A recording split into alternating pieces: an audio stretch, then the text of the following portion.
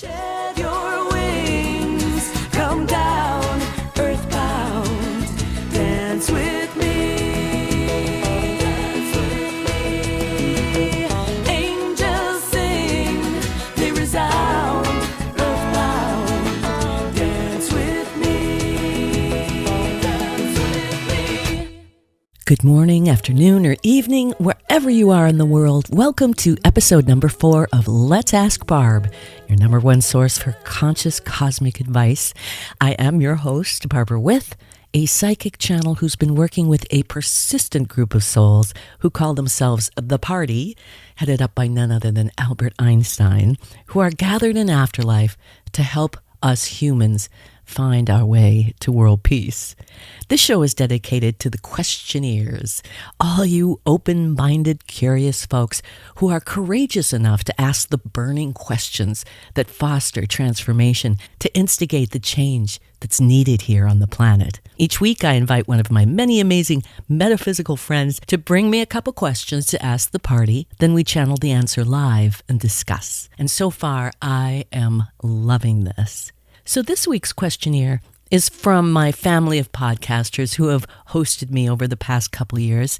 And she and I made an instant connection. I felt it anyway. And she had me on her show, True Spirituality, last May. Not just because she's French and Paris is my favorite city in the whole world, if you know me. And not because she too talks to angels. But what struck me about Ange is that here she is, she's French, but she's living in the UK. And she's watching as the UK is imposing frightening restrictions to freedom of speech that appear to be full-on fascism. And of course, this is happening all over the planet right now. But I think one of the reasons she resonated with me is because the Party said years ago when I first met them that they came together in afterlife because the original core of them, Einstein, Freud, and Hitler, were pivotal characters in the rise of fascism in the 30s and 40s. And this was their attempt to reach back from beyond the grave, to warn us, to teach us, to show us how we can not make the same mistakes that they made. Now remember, after World War I, Germany was left psychologically, economically, and culturally destabilized. The old social order was dead.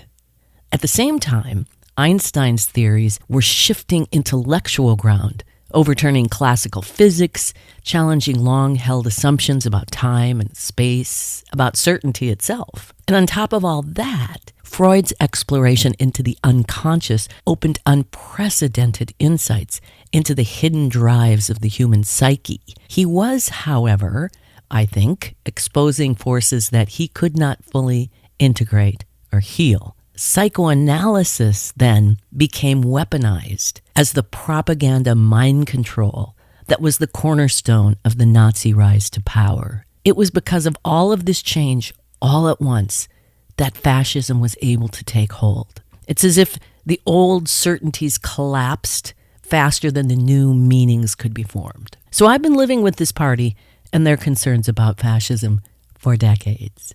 So back to Ange. She invited me back on her show to do some end-of-the-year predictions, and she had the courage to ask about this current rise of fascism and what we're to do about it.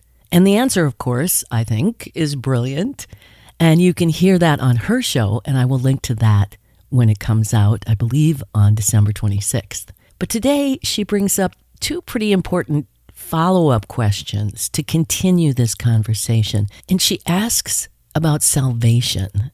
So, of course, I had to get the dictionary and call Kim to talk about what does it mean? What does salvation actually mean? So I think salvation, in a broad spiritual and philosophical sense, is a process of returning to wholeness. We awaken from our suffering and our fragmentation into a fuller realization of the truth. So rather than a single event, salvation is an inner transformation, and basically it's the reconciliation of the ego with our deeper divine presence within.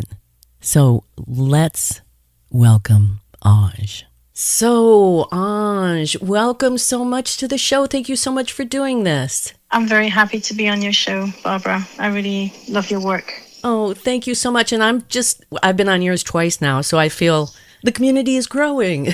So it's great to have you here. And we have another show where we ask a lot of questions. So I know you're a great questionnaire. So what do you have for me today? So my first question is, are we on the tipping point for the planet to shift into salvation rather than destruction? All right. An all around great question. So let's all of us just take a breath. We will command that only the most divine light shine down upon you at this time, and the greatest good be present here.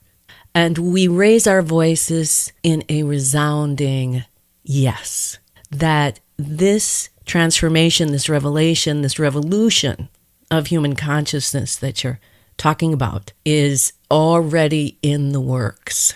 These changes can only come from within. And this is what makes this time so, in many ways, unrecognizable, but also you're breaking patterns of civilizations to shift into an entirely new understanding of what the operating system is. So it's not going to look like you might think it might at this point if you're looking at the outer manifestation right now, because you're in a stage where you have to be sick. There is a need sometimes in your body to get sick, to throw off the toxins, to examine the system.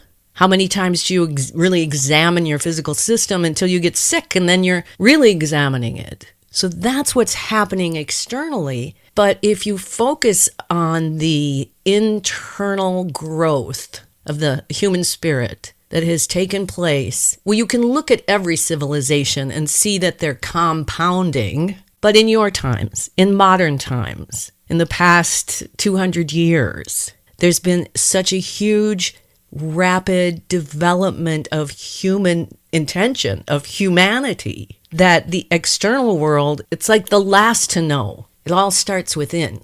And you who have not only your own relationship to the eternal, angelic, ancestral presence, even you have to go through an alignment in your physical body. Because those of us without the bodies, we're all well and good. But you who have the bodies, who are going through this while you're manifesting the body and having the intentional human experience, have to slog through all of this. It's as if the chrysalis is disintegrating. What can help in a movement is for those of you who are on the forefront to expand your vision of what the worst is, and it'll be something different for every human being. Some people are worried about World War III. Some people are worried about their grandchildren.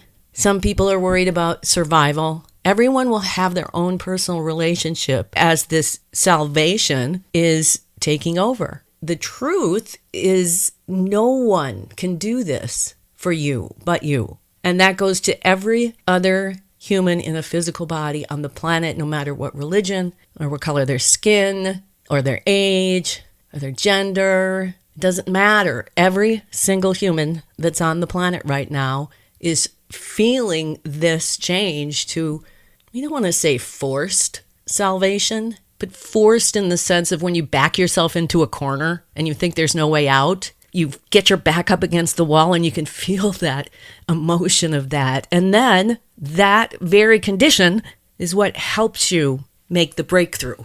So humanity can't manifest eventually what you're looking to manifest without going through this kind of transformation. So we have probably far more hope than you might at this time because we see a bigger picture, but we think you have hope too. We think that you are able to see past your own personal projections, however they're showing up, and integrate their messages into your own personal work. So if you're worried about fascism, looks like fascism, you can know that on some internal root level, however you define the external world of fascism, is it the censorship? Is it the brutality? Is it what? This is not to say that what you're seeing around you is false. It's just that this salvation is calling you inward.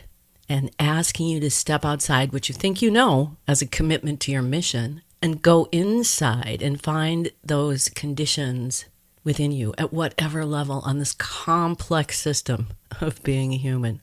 And as you then make different decisions where you uncensor yourself perhaps, or you find you need to speak more compassionately to yourself, whatever kind of self-inflicted fascism that some corner of your mechanism is doing, you stand a better chance to then turn to the world and project that clarity as opposed to envisioning it with the worry. It also will add, for everyone, it adds to detachment. You are here to work for the good of the whole, starting with your own self-love. That's every human's mission at this moment. And as more and more people do this, you know how you'll see it and sense it? You'll see it on local levels before you see it on international levels. You'll see it in changes with your family, changes with yourself, where you learn more and more to infuse every moment that you're human in your body with the intention and the projection of compassion. These are the biggest challenges for humanity at this time. But we have great hope, and we see how all of you who are committed to compassion are coming together to create a synergy that is true power. And we'll be right back after a word from our sponsor. Hi, this is Barbara with. People often ask me, what's it like to have a reading with Einstein in the party? Consider this. There's psychics who can literally read your mind and your energy. Then there's mediums who talk to those who have passed over. And then there's channelers. They go into the divine intelligence and bring back information, translating a message just for you. I am a channeler, and in my readings, we step into this sacred space where the noise of all the world drops away, and you can finally hear your own higher self. You quiet your mind, open your heart, and connect with your higher wisdom that's always there guiding you. We'll look at your life from a higher perspective, your origins, your current path, your purpose, and your potentials that are all waiting to unfold. You'll get practical, loving guidance about what's ahead and how to align with your greatest good and move forward with confidence. People so often leave their sessions feeling lighter, more hopeful, more confident. They tell me they finally understand what's been happening and, more importantly, what they can do for the greatest good. And I love that, because this is what these sessions are for, to help you take back control of your own life. So if you're wondering what your higher power is trying to tell you, maybe it's time to book a reading. Go to barbarawith.com/readings or send me an email at info@barbarawith.com. And if you act now, use promo code Einstein and get 40% off your first reading. Well, Ange, I know you have another question. What is that one? I've changed my question. I had another one. But what I want to know is, if the roots of fascism is in me, how do I find it, and how can the angels help me with that? Oh, well, great follow-up question. This self-reflection is revolutionary. It's a visionary act that you're asking about. It's difficult for the human to detach from what looks so real in the lens and is something that is, in fact, quote unquote, outside of you, because you are projecting the entire universe. Now, imagine how complicated that is, and you don't have to know how it all works. And then you're perceiving it back. We would break it down into the 3 parts of what fascism is to you. The first part, and not necessarily in any order, is what is the intellectual piece of fascism? What are the frightening stories? You may be hearing them in the news now and seeing them happening in your world. They're very real. But what for you draws your attention to those stories? And if you can pay attention while you're going through all of this, you're stepping into your witness, you have a mission now, a specific purpose now, is that you're looking for what in that condition in your world is calling to you. Part of how you identify that and then what you do with it is to understand, first of all, how complex the system of manifestation is. You know so little really in your intellect and your ego about how God works. So you have to release and commit to the mystery that you don't know things, even the things that look so real and are so emotionally triggering. So when you break down all of that complexity for yourself into just a few messages, find out for yourself, what is it about fascism intellectually that is the most frightening?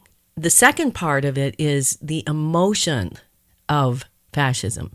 You, like so many, have other lives where you've been engaged in fascist governments and what fascist governments do, because so many of the governments of the world, of the history of civilizations, have really been fascist. There hasn't been many cultures that in some way don't end up, even the sacred ones. There's a evolutionary change that takes place. But the civilizations have been warring, fascist, suppressive, imbalanced cultures. So you're dealing with a deep emotion about not just this life you're living and seeing, but it's triggering all the other ones. There's another complexity. And then we say, what is the intuition around facing fascism?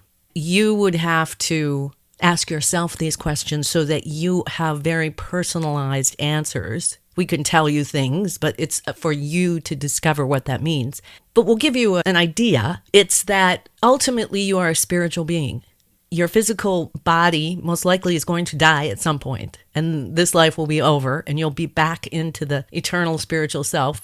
But that part of you that's attached to the earthly activities that are going on right now are forgetting that. There's a whole lot of you that doesn't forget it. But right now, you're dealing with these parts of yourself that are attached and that are afraid and that have every right, considering what you're living in, to perceive and have those reactions. It's absolutely against what your soul wants to manifest, what believes is for the good of the whole, and you're right in that. In this integration time of finding salvation, you must find it for yourself, and you must come to terms with the idea that your soul chose to put you here at this time to face this very thing. The beauty is, it's when you detach from what you think is going to be the inevitable, or your judgments and your fears that are so easily engaged at this time. This is a monumental spiritual task you've taken on. But when you do that is when you'll find the power then to be that influence of a bigger change through the ages, through humanity, evolving through all of these wars and all of this brutality of humanity. It's like you're purging your collective body of all the metallic and toxins that have been programmed over and over. So you look at yourself in process. Also, anything can happen at any time. It's never set in stone. In fact, the less that you think it's set in stone and the less that you believe that it's inevitable, the more you're going to loosen yourself up and detach from that. The very least, even if the very, very worst happens, you'll begin again. You will begin again. You are an eternal soul. And when you leave your physical body this time and get into afterlife and start to do the analysis and look back, and your life seems like it was just like that and everything makes far more sense, incorporate that bigger picture. Fill it with that intention. Step up with courage to be that spiritual being that chose to come at this time to join forces with the greatest good in order to transmogrify this need for fascism and war. Wow. It's such a pertinent question, of course. Yeah.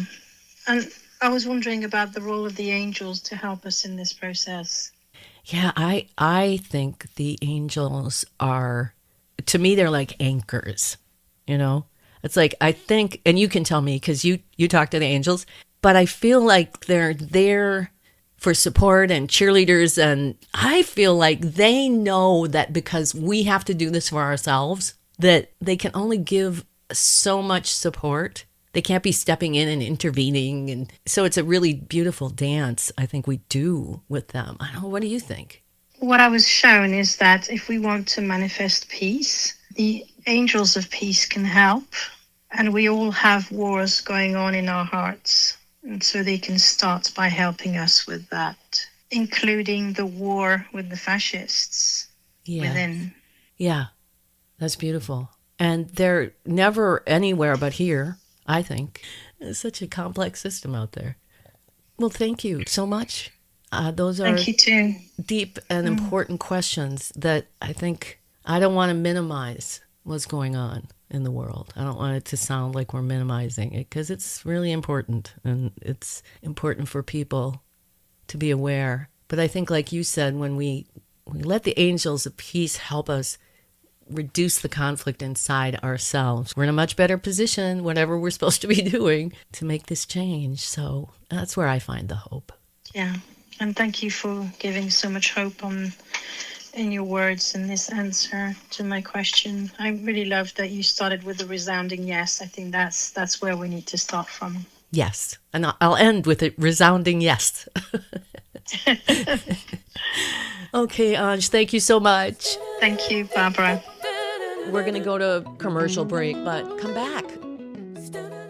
Hey, I'm Barbara With, psychic channel for a group of legendary souls in afterlife who refer to themselves as the Party, headed up by none other than Albert Einstein. And together we have channeled some incredible and inspiring theories, and so far our research has held up very well through all of the decades that we've been working together. But here's the thing. Channeling isn't just about mediumship or connecting with those in spirit. It's about learning to listen to your own unconscious mind and to open the pathways of intuition and imagination, and that feeds everything that we do. When we tap into that inner current, our creativity expands, our problem solving deepens, and life begins to flow with new clarity, purpose, and synchronicity. And people always ask me, can I teach others to channel? And I say, I sure can, and I often do. And that's why I'm telling you about my one-to-one coaching for those of you who want to be guided into this next level. Now, this is not a class. This is just you and me. And actually, it's all about you who have already been doing your work. You've built a relationship to your own creativity and spirit. You're not afraid to face yourself. You're ready to go deeper, but you don't even know what questions to ask. All you know is that you feel this longing to get to the next level, and you kind of wish you had a roadmap. Well, now you do. My How to Channel coaching is for those of you who are ready to go beyond what you think you know and who are willing to explore the uncharted sacred space of spirit of self while being firmly grounded and aligned to compassion. And the great part is we can schedule our sessions on a timetable that works just for you. So let me help you step into the next level of your evolution. Awaken your channel, ignite your creativity, and discover the wisdom that's already within. So visit barbarawith.com/classes and begin your journey today. Use coupon code COACH and get 20% off. Shed your wings, come down, earthbound. Well, these are certainly interesting times to be alive in, aren't they? I couldn't help but think about the party as I was having that conversation with Ange and listening to the channeling and thinking about what they went through in their lives while they were alive, and that they miraculously somehow found their way to each other in afterlife and formed a coalition to continue to work with those of us that are still here to bring world peace, one person at a time, starting each with themselves. And that really is the only way to salvation. And I think it's also a way to combat fascism. We can't take it on globally, but when we take it on locally and within ourselves, we do have an opportunity to make a huge change in the world. And I want to leave you with something that the party dictated to me. I had just done the first 12 interviews. In about a month, I had channeled these 12 interviews, and I was sitting down to write the epilogue, and they asked me to take one more bit of dictation for them, and they called this the Manifesto of the Destiny of World Peace. We, the Party of 12, as introduced by John F. Kennedy Jr. and scribed by Barbara With, acknowledge that our infinite spirit has been gifted with the creative life force of both humanity and divinity. We wish to now stand and state our full intention to channel that life force into the manifestation of world peace. We invite all inhabitants of Earth to join with us in this declaration of the manifesto of the destiny of world peace. We intend to create into physical form a family of humankind residing on Earth who see past the illusions of the infrastructure of fear and through conscious commitment to self-love, self-responsibility, and compassion, transform the fear-based infrastructure to compassion. With our human and divine heart and mind, our physical body and infinite spirit, we commit to peace on Earth, beginning with our own gravity, by staking a claim of complete self-responsibility for every particle of energy within our domain. And from this commitment to inner peace, we will bring peace to every level of creation that is within our own jurisdiction. We commit to peace within relationships between husband and wife, parent and child, master and servant, neighbor, tribe, and within our own selves. We commit to infuse each and every relationship, individual and collective, with projections of our own self-love, thereby supporting a love-based infrastructure within those relationships. We agree to accept responsibility for every decision that we make, for all of our personal power, and for using that power through example to enlighten, educate, and inspire others to also look inward and commit to peace. We believe that it is our destiny to manifest this peace, and that because it is destiny, there will be no obstacle or challenge too great that might prevent the actualization of this destiny. We commit to using all the elements of every challenge, no matter how destructive in nature they appear to be, to align to the truth of the oneness of compassion. We agree that all generations that have come before and all that will come after have peace as their birthright, not as an award to be earned, but a grace granted by the truth of our spiritual essence. We intend to work for future generations so that they may be born into a love-based infrastructure. Lastly, we fully intend to persist with this movement until peace is achieved on a global level. We, the undersigned, agreed this 17th day of September, 1998, Madeline Island, Wisconsin, the United States of America, planet Earth.